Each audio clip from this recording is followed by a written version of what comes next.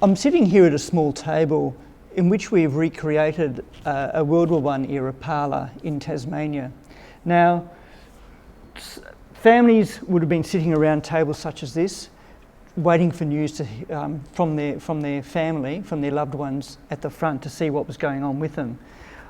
Postcards would be sent to them, and they'd keep albums like this, albums in which they put the postcards as they arrived, stick them in the album, and then they could keep them as keepsakes through the war and afterwards, and to learn about their loved ones' war service.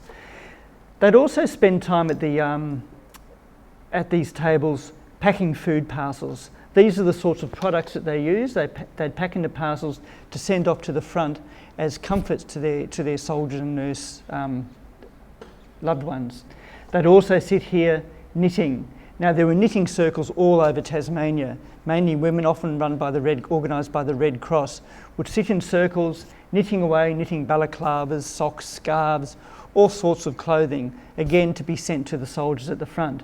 So visitors can actually sit here at this table, look through the albums, read the postcards, pick up the tins of food, and pick up the knitting, and even perhaps try a bit of knitting themselves, try and knit a pair of socks for the front. Betty Venus was a girl who was born in July 1916. Her father, Headley, had been killed 2 weeks earlier in France. In fact, I sometimes wonder whether the news of his death, because news took a long time to travel at that time. It was a time before email, it was a time before television.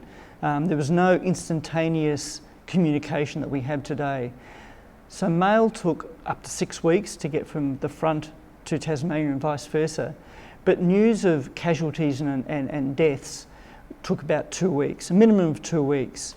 So I think that perhaps Betty's mother Ellie might have gone into labour at hearing the news of her husband Headley's death on the front.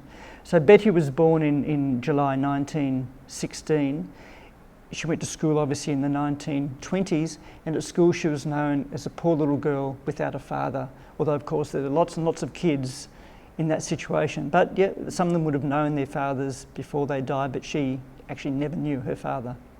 There's a family in North Hobart, the Burge family, lived in Burnett Street in North Hobart, opposite where Campbell Street School is. 3 sons from that family went to the First World War, Stan, Eric and Fred. Now Stan served at Gallipoli, and in October 1915 the family heard rumours that Stan had been killed while storming trenches at Gallipoli. Now they couldn't find out.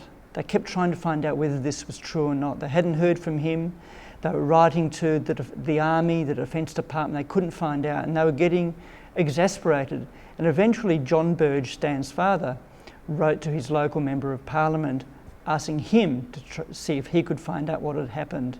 And at the end of this letter he says, "You must help me. The suspense is awful. You've got to help me find out what happened to Stan."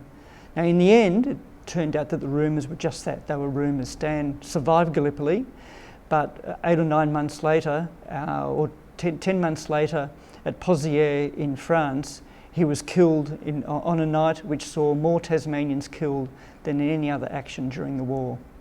So the impact of that on this family was incredible. His mother kept writing to the Defence Department. They'd been burnt once, saying, "Is this really true? Has he really been killed?"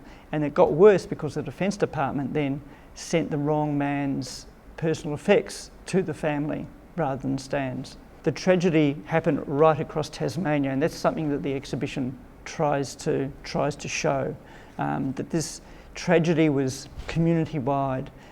Whole streets, you might have 20 houses in a street, and 4 or 5 houses had soldiers who were killed, soldiers' sons who were killed from that street. Communities right across from the smallest village to the largest cities were hugely affected by the impact of the war. 2,900 Tasmanians were killed during the First World War.